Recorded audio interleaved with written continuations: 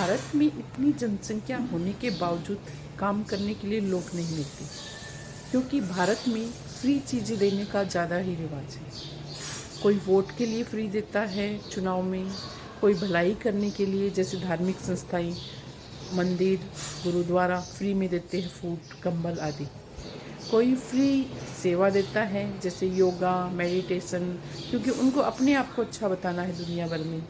पर क्या सही में इससे अच्छा हुआ है या हो रहा है? नहीं। फ्री देकर वो लोग संस्था या ऑर्गेनाइजेशन अहंकार को बढ़ावा दे रहे हैं, और जो लोग काम नहीं करना चाहते उनको बढ़ावा दे रहे हैं, और जो खुददार है, जो फ्री में कुछ लेना नहीं चाहते, तो वो वैसे ही वंचित रह जाते हैं। योगा, मेडिटेशन आज पीछे क्यों रह गए? क्योंकि फ्री में उपलब्ध कराया गया। फ्री में कोई एहसान लेकर नहीं करना चाहते, और संस्थाओं का अहंकार भी नहीं कि हम तो फ्री में देते हैं। हाँ, कभी कोई बहुत ज़रूरतमंद हो और किसी की प्रबल इच्छा हो तो सोचा जा सकता है, पर ये फ्री वाला कंसेप्ट क्या सही में भारत को मजबूत बना रहा है? भारत में ये फ्री चीज़ें बांटने की प्रवृत्ति ने कई सामाजिक और आर्थिक मुद्दों को जन्म दिया है। यह न केवल कामचोरी को बढ़ावा देता है, बल्कि आत्मनिर्भरता और मेहनत के महत्व को भी कम करता है।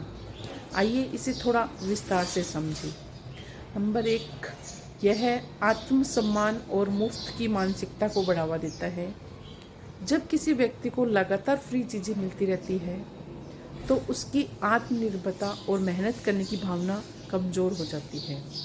वह व्यक्ति धीरे धीरे ये मानने लगता है कि उसे बिना मेहनत के चीज़ें मिलती रहेगी। वही जो लोग स्वाभिमानी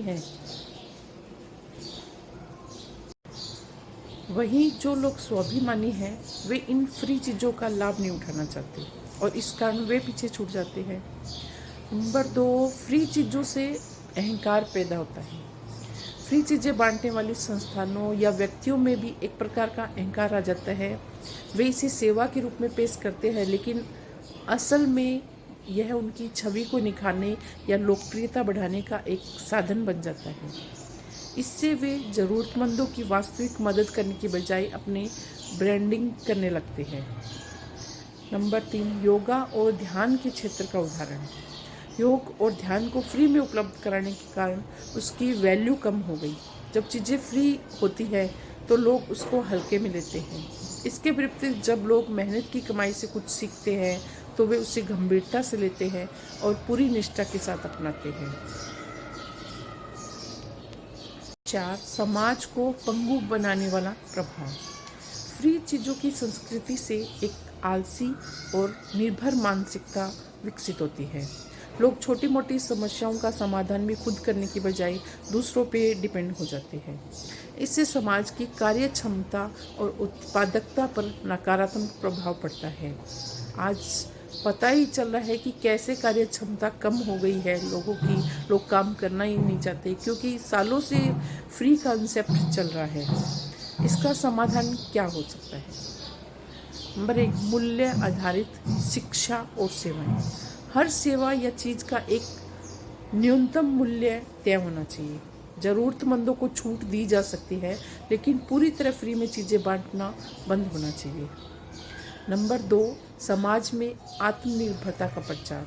लोगों को मेहनत, ईमानदारी और आत्मनिर्भरता का महत्व समझाना चाहिए। यह जिम्मेदारी परिवार, स्कूल, धार्मिक संस्थानों की भी है। नंबर 3, फ्री चीज़ों का सीमित उपयोग। फ्री चीज़ें केवल आपातकालीन स्थितियाँ या बहुत ज़रूरतमंद लोगों तक ही सीमित होनी चाहिए।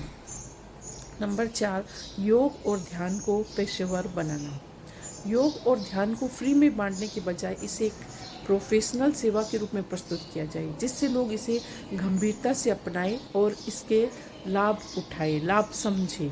क्योंकि योगा एक ऐसी चीज़ है जिससे हेल्थ और मेंटली, फिजिकली बहुत बेनिफिट होता है, पर इसको फ्री देने के कारण इसका वैल्यू ही नहीं की गई। इसलिए इसको एक प्रोफेशनल रूप देना बहुत ज़रूरी है, और ताकि सब लोग इसका फ़ायदा उठा सकें। नंबर 5, नीतिगत बदलाव। सरकार को ऐसी योजनाओं को बढ़ावा देना चाहिए जो रोजगार और कौशल विकास पर केंद्रित हो, न कि मुफ्त चीजें बांटने पर। निष्कर्ष, फ्री चीजें बांटने की संस्कृति भारत को वास्तव में कमजोर बना रही है। यह न केवल आत्मनिर्भरता को खत्म कर रही है, बल्कि समाज के भीतर एक वर्ग को आलसी और निर्भर भी बना रही है।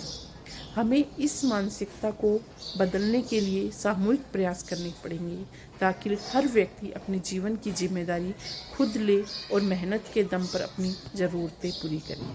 धन्यवाद।